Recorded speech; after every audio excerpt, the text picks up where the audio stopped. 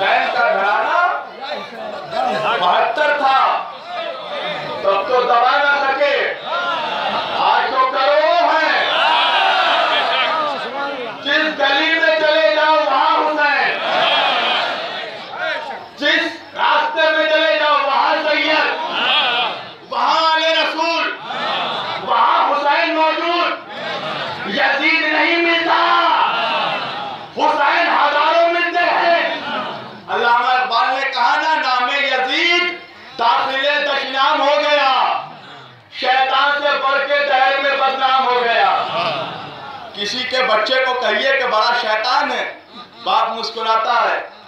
अगर कह दीजिए आपका बच्चा तो बड़ा यजीद है, क्या खबरदार मेरे बच्चे को शैतान कह देना, यजीद ना कह देना। अब समझ में आया हुसैन से टकराने का अंजाम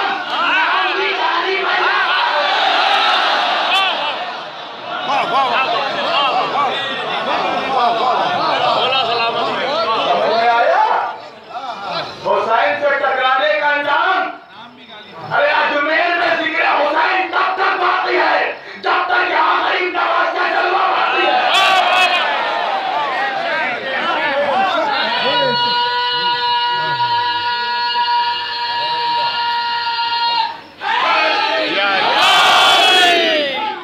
ये पूरे हिंदुस्तान में हुसैनियत का हेडक्वार्टर है। ये हिंदुस्तान में हुसैनियों का मरकज है, ये किला हुसैनी है। यहाँ की हवाओं में हुसैन की आवाजें आती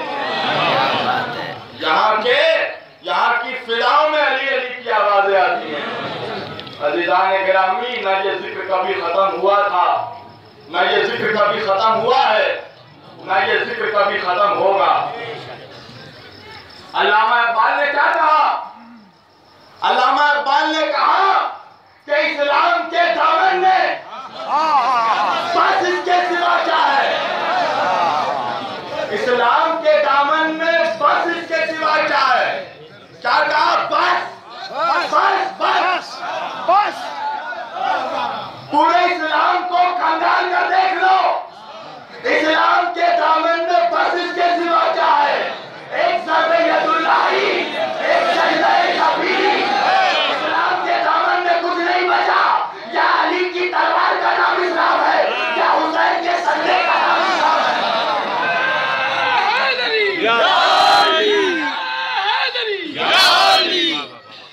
या अली की तलवार का नाम इस्लाम है, या हुसैन के सजदे का नाम इस्लाम है। क्या मतलब? अल्लामा इकबाल ने बता दिया कि देखो, बाप ने सर काट के इस्लाम को बचाया, बेटे ने सर कटा के बस इसके सिवा क्या है? इस बस पे गौर कर लेना, बस इसके सिवा क्या है? और ये बस लफ्ज़ क्यों इस्तेमाल किया? कुरान पढ़ो, कुरान की इब्तिदा बिस्मिल्लाह से है, बे से। अब कुरान खत्म होता है बन्नास पे, सीन पे, बे और सीन को मिलाया, बस इसके सिवा क्या है? एक ज़र्बियतुल्लाही, एक सजदा शबीरी। बेशक, सुभान अल्लाह, सुभान। अली की तलवार, अली की तलवार का आलम क्या है? आज अली के बेटे का सुनना है ना, अली बेटे का जिक्र सुनना है ना। सुभान अल्लाह, सुभान अल्लाह। अली बेटे का, अली की तलवार जब खंदक में चली तो नबी ने कहा, ज़रबतो अली इला यौमिल खंदक अफज़ल मिन इबादतिस सकलैन। अली की एक ज़रबत, अली की एक ज़रबत। अच्छा, अब बात आ गई है तो मैं थोड़ा वादे करता हुआ चलूं। हुआ क्या? एक मलऊन अमर इब्न अब्दवत आया नबी के खैमे में और आगे नबी के खैमे में हमला किया, तलवार से हमला किया। क्या कहा? आज जो मुझे मार दे वो भी जन्नती, और जो मेरे हाथों से मर जाए तो तुम्हारा तो यह अकीदा है कि शहीद होता ही जन्नती है। नबी के खैमे पे हमला किया, नबी के घर पे हमला किया। अब ये मेरे जुमले नहीं है, किसी को एतराज नहीं होना चाहिए, ये हदीस के जुमले हैं। नबी के घर पे हमला किया तो नबी ने क्या कहा? मन लिहाजल कल, कौन है जो इस कुत्ते के मुकाबले पे जाए? कौन है जो इस कुत्ते के मुकाबले पे जाए? क्या मतलब? नबी ने बता दिया कि कयामत तक जब भी जो भी नबी के घराने पे हमला करे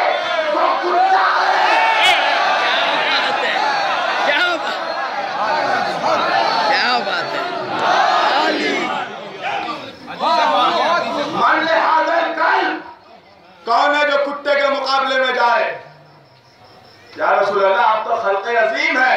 कहा नहीं, कभी कभी किसी को उसकी औकात बताना भी जरूरी है।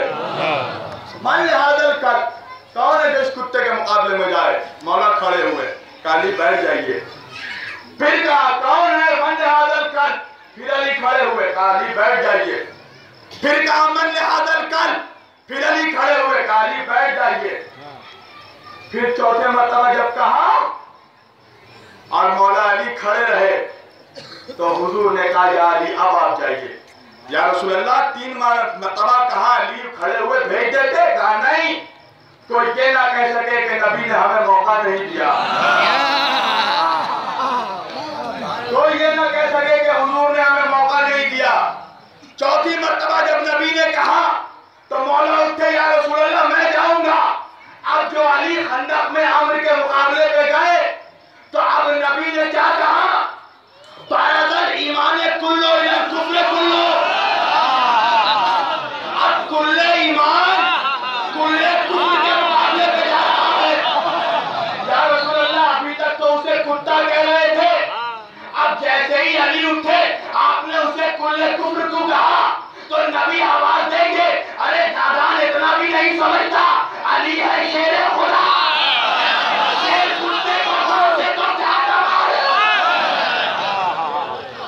शेर अगर कुत्ते को मार दे तो क्या कमाल है? बरअज़ल ईमान कुल्लो इलल कुफ्र कुल्लो। अब कुल्ले ईमान कुल्ले कुफ्र के मुकाबले पे जा रहा है। तो अली की तलवार अम्र इब्न अब्दवत के पास गए, हमला किया। अली ने एक बार नहीं उसके 2 टुकड़े कर दिए। ये अली की बहुत पुरानी सिफत है। मौला दुश्मन को हमेशा एक बार पे देखिए, मैं बताया ना, मैं अली के अली बेटे के फराइज सुना रहा हूँ। अगर कल ताकत रही तो इंशाल्लाह खैबर कल सुनाऊंगा। आज हमारे अजीज अर्ज कर रहे थे ना सिफ़ीन, तो इंशाल्लाह सिफ़ीन में हजरत अब्बास का किरदार सुनना और नाश करना। अगर जिसे गाजी ने हाथ दिए, मेरा नौजवान बैठा यहाँ, तुम्हें गाजी ने हाथ दिए, आज तुम्हारे हाथ उतने नहीं चाहिए। हवा पे बुलंद करके बताना कि अब्बास के चाहने वाले बैठे हो। अजीज़ान गिरामी, अब अली गए और हुआ क्या? अली सबसे पहले उसके सीने पे चढ़े और जैसे ही चाहा कि तलवार उसे मारे, उसने मौला के शान में गुस्ताखी की। मौला के चेहरे पे उसने थूक दिया। मौला उठ के टहलने लगे। उसके बाद फिर मौला ने उसको कहा कि उठ। अब फिर जो हमला किया तब मौला ने उसके 2 टुकड़े किए। तो अब जब जंग फतह हो गई तो लोग नबी साहब के कहने लगे, या रसूल अल्लाह अली तो आज अजब ही का खेल खेल रहे थे। कहा क्या हुआ? कहा अली दुश्मन के सीने पे चढ़ चुके थे और चढ़ के उतर के अली टहलने लगे। तो ये तो नादानी है कि जब दुश्मन पे काबू पा लिया तो उतर के टहलने क्यों लगे? कहा तो अली से ही पूछो, या अली क्या वजह है? कहा या रसूल अल्लाह जब मैं उसके सीने पे चढ़ा तो मेरी मंशा रिज़ाए इलाही हासिल करना थी। खुशनुदी परवरदिगार की खातिर अली की तलवार चलती है, मगर जब मैं उसके सीने पे चढ़ा तो उसने मेरे चेहरे पे झुका और मुझे गुस्सा आ गया, तो मर्ज़िए रिज़ाए इलाही पे मेरा नफ्स गालिब आ गया। क्या बात है। तो जब मैंने अपने गुस्से को टहल कर ठंडा कर दिया और मेरे गुस्से पे जब खुशनुदी इलाही फिर से गालिब आ गई, फिर मैंने हमला किया। तो नबी ने क्या कहा? ज़रबतो अली जिन इला यौमिल खंदक अफ़ज़ल मिन इबादतिस सकलैन। अली की तलवार की एक ज़रबत खंदक की दोनों जहान की इबादतों पे भारी है, सकलैन की इबादतों पे भारी है। अच्छा अब सुनिए ज़ुल्फ़िकार भाई, ज्यादा तमीज नहीं करना, मुझे सिफ़ीन पे लाना, इसलिए मैं तमीज बांध रहा हूँ। आप लोग बेदार होकर सुने। कभी कभार कुछ बात आहिस्ते कही जाए तो आप आहिस्ते में ना ले उसे। ज़ुल्फ़िकार नाज़िल कब हुई? जंगे ओहद में। किस जंग में? जंगे ओहद में। याद रखिएगा, जंगे ओहद में। जंगे ओहद में एक सहाबी की तलवार टूटी और वो नबी के पास आया, कहा या रसूल अल्लाह मेरी तलवार टूट गई है। हुजूर ने खजूर के दरख्त की एक टहनी को तोड़ा और तोड़ के उनके हाथों में दे दिया, कहा जाओ जंग करो। अल्लाह ने सहाबी की अजमतों पे जान निसार कि सहाबी भी ऐसा आशिक रसूल के पूछा नहीं दोबारा, या रसूल अल्लाह आपसे तलवार मांगा, आप खजूर की टहनी दे रहे हैं। अकीदा देखिए, ये है अकीदा। ये होते हैं नबी के सहाबी। अब उसी खजूर से की टहनी से उन्होंने जंग की और उसी जंग में उसकी तलवार टूटी जिसकी तलवार कभी नहीं टूटी थी। मौलाए कायनात की भी तलवार टूटी। अब मौलाए कायनात भी हुजूर के पास गए और जाके कहा, या रसूल अल्लाह मेरी तलवार टूट गई है। अब नबी खामोश है। फिर कहा मौला ने, या रसूल अल्लाह मेरी भी तलवार टूट गई है। नबी खामोश। फिर तीसरी मर्तबा कहा, या रसूल अल्लाह मेरी तलवार टूट गई। फिर खामोश। अरे क्यों खामोश है मेरे आका? कहा जानता नहीं अली आया है अल्लाह के घर में, तो तलवार भी अल्लाह की तरफ से आएगी। क्या बात है, तलवार भी अल्लाह की तरफ से आएगी। आए जिब्रील जुल्फ़िकार लेकर, शाह मदा शेर यस्ता कुव्वते परवरदिगार या फता इला अली ला जुल्फ़िकार। कोई पता अली के बगैर नहीं और कोई शायद कोई तलवार सिवाय जुल्फ़िकार के नहीं। सुभान अल्लाह, सुभान अब मौला ने जुल्फ़िकार से जंग की। अब इस जुल्फ़िकार की एक अज़मत को वाज़ेह कर दूं और इंशाअल्लाह सिफ़ीन के पास आ जाओ। आज मैं जरा मुख्तसर गुफ्तगू करूंगा, इंशाअल्लाह कल फिर आपके सामने जम कर इंशाअल्लाह मौला ने ताकत दी तो गुफ्तगू आपके सामने रखूंगा। तो अब जुल्फ़िकार की अज़मत क्या है कि एक जंग में मौलाए कायनात ने जंग करते करते एक मरतबा मौला ने जुल्फ़िकार एक शख्स पे उठाई। वो शख्स घबरा के घोड़े से गिर गया और उसकी तलवार उसके हाथों से छूट गई। घबरा के गिरा, तलवार हाथों से छूट गई। अब मेरे मौला का ये शेवा नहीं था कि कभी निहत्थे पे वार करे। देखो सुनो, बात का जलाल सुनना है, तमीर बांध रहा हूं। अगर ये बात समझ में आ गई तो फिर इंशाअल्लाह सुनना। अब मौला का ये शेवा नहीं कि किसी निहत्थे पे वार करे। मौला रुक गए, मगर वो जो गिरा था वो कमजोर था। इसीलिए मौला ने कहा ना कि अगर कमजोर को आजमाना हो तो इज्जत दे के देखो। अगर बदले में तुम्हें इज्जत दे तो समझ जाना बाज़र्फ है, और इज्जत के बदले खुद को खुदा समझने लगे तो समझ जाना कि कमजोर है। अब अली ने उस पर एहसान की, मगर वो अली को ताना देने लगा। क्या कहा मौला को? कहा या अली ये तो कोई बात नहीं हुई, आप घोड़े पे बैठे हैं और आपके हाथ में तलवार है, और तलवार भी कोई आम तलवार नहीं बल्कि जुल्फ़िकार है। या अली मजा तो तब आता जब आप भी नीचे होते, मैं भी जमीन पर होता, और जुल्फ़िकार आपके हाथों में नहीं मेरे हाथों में होती। अब जैसे ही ये कहना था, एक मरतबा अली ने जुल्फ़िकार को जमीन पर रखा और रख के कहा कि हिम्मत है तो उठा ले। अगर हिम्मत है तो उठा ले। अब एक मरतबा उसने अपने हाथ से चाह के तलवार को उठाए, तलवार नहीं उठी। मौला ने कहा थोड़ी और कोशिश कर ले, नहीं उठी। मौला ने कहा एक काम कर, दोनों हाथों से उठा। दोनों हाथों से उठाया, नहीं उठी। मौला ने कहा एक काम कर, अपने घुटने जमीन पर टेक दे। फिर उठा पूरी ताकत से, उसने घुटने जमीन पर रखे, फिर चाह के जुल्फ़िकार को उठाए। जुल्फ़िकार जमीन से उठी नहीं, हाथ उसका यूं हो गया। एक मरतबा आगे जाके मौला से कहने लगा, या अली ये जुल्फ़िकार तो मुझसे उठती नहीं। या अली लाख कोशिश कर ली मगर जुल्फ़िकार मुझसे उठती नहीं। या अली जुल्फ़िकार मुझसे उठती नहीं। एक मरतबा मौला मुस्कुराते कहने लगे, तू क्या समझता है कि मैं जंग इस जुल्फ़िकार की वजह से जीतता हूं? तू क्या समझता है कि जंग तलवार जिताती है? या अली मैं तो नहीं समझता था कि जंग तलवार जिताती है। कहा तो फिर जुल्फ़िकार तुझसे क्यों नहीं उठती? कहा मौला कोशिश तो बहुत कर ली मगर जुल्फ़िकार नहीं उठ रही है। आखिर सबब क्या है? एक मरतबा मौला ने मुस्कुरा के उसके चेहरे की तरफ देखा और देखकर कहा, अरे ओ नादान, तेरी अक्ल पे हैरत है। मैंने तुझे अपनी तलवार दी है, अपना जोर बाजू।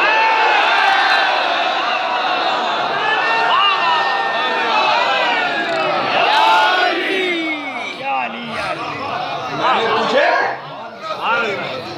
अपनी तलवार दी है, अपना जोरे बाजू नहीं दिया, अपने बाजुओं की ताकत नहीं दी।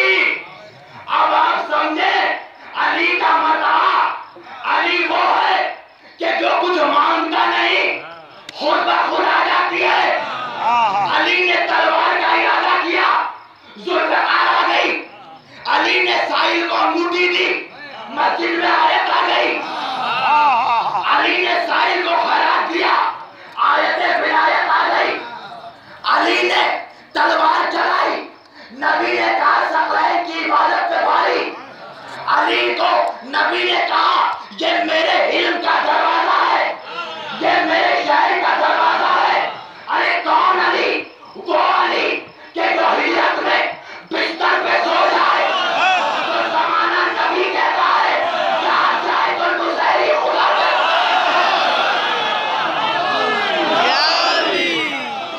वो अली के जो सो जाए तो नबी नजर आता है, जहाँ जाए तो काफिरों को, मुसहरियों को खुदा नजर आता है। और वो अली जिसके लिए अल्लाह से तलब करे उसका नाम है अब्बास।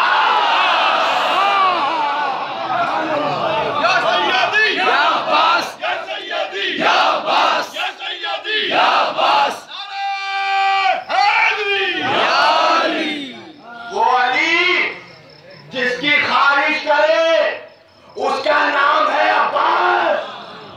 बनी हाशिम के घराने में दो ऐसी जात गुजरी है कि जिनकी कोई मिसाल नहीं मिलती। ना हुसैन के जैसा कोई हुसैन, ना अब्बास के जैसा कोई अब्बास। नहीं समझे? जैसे जमाने के मोहम्मद के लिए अली था, वैसे ही करबला में जमाने के हुसैन के लिए अब्बास है।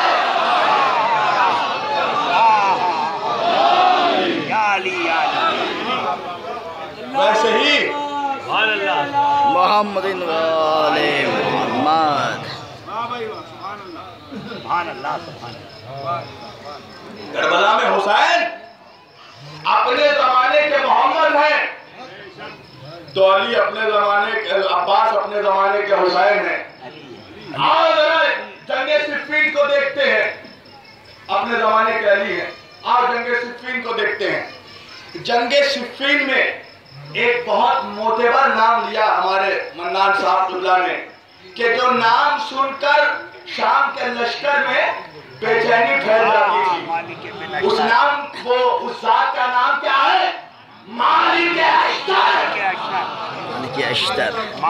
मालिक अश्तर, जिसके लिए हजरत अली ने फरमाया कि मालिक मेरे लिए वैसा ही है जैसे मोहम्मद मुस्तफा के लिए मैं था।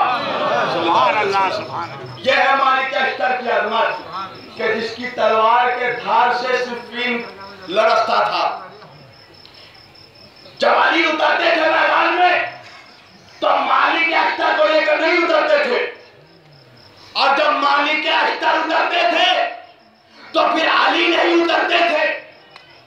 मगर एक रात ऐसी सुनसान की जंग हुई कि लश्कर शाम ने अपने लाखों की तादाद में फौज को उतार दिया। तो अली ने कहा मालिक आज तुम भी उतरो, मैं भी उतरूंगा। और तारीख ने बताया कि मालिक अश्तर एक तरफ से हमला कर रहे थे, मौलाए कायनात एक तरफ से हमला कर रहे थे। शाम की फौज आपस में टकरा रही थी। और तारीख ने लिखा कि उस रात को मौलाए कायनात ने 1000 शामियों को वासिले जहन्नम किया, और मालिक अश्तर ने 999 को मालिक जहन्नम वासिल किया। मौला ने 1000 को जहन्नम वासिल किया, मालिक अश्तर ने 999 को वासिले जहन्नम किया। अब जब जंग खत्म हुई तो मालिक परेशानी में टहल रहे थे, हाथों पे कुछ गिन रहे थे। एक मर्तबा मौला ने देखा कि मालिक बड़े परेशान मालूम हो रहे हैं। वो अली के जो चेहरा देखकर दिलों के हालात बता देता है। उस अली ने मालिक अश्तर को देखा और देखकर कहा मालिक बड़े परेशान मालूम होते हो, क्या बात है? कहा हाँ मौला परेशान तो हूं। कहा मालिक अपनी परेशानी तुम बताओगे या मैं बताऊं? क्या बात। कहा मौला आप तो मालिक है, मौला है, आता है, मौला आप ही बता दीजिए। कहा मालिक तुम यही सोच रहे हो ना कि रात मैंने 1000 को वासिले जहन्नम किया, तुमने 999 को वासिले जहन्नम किया। कहा हाँ मौला यही सोच रहा हूँ, और साथ साथ मैं ये भी सोच रहा हूँ कि काश मैंने किसी एक और शामी को अगर वासिले जहन्नम किया होता तो मौला आज आपकी भी तादाद उतनी ही होती जितनी मेरी तादाद है। आज आपने भी उतने ही को मारा होता जितने को मैंने मारा है। हमारी बराबरी हो जाती लश्कर को कत्ल करने में, वासिले जहन्नम करने में। एक मरतबा मौला ने जब ये जुमला सुना और मुस्कुराकर कहने लगे मालिक अगर तुम 1000 को क्या 1001 को भी मार देते तो तुम मेरा मुकाबला नहीं कर पाते, मेरा मुकाबला नहीं कर पाते। कहा मौला वो कैसे? मौला ने कहा इसलिए मालिक जब तुम्हारी तलवार चलती है तो वो इधर उधर कुछ नहीं देखती, मगर जब मेरी जुल्फ़कार चलती है तो वो 70 नस्लों को देखती है।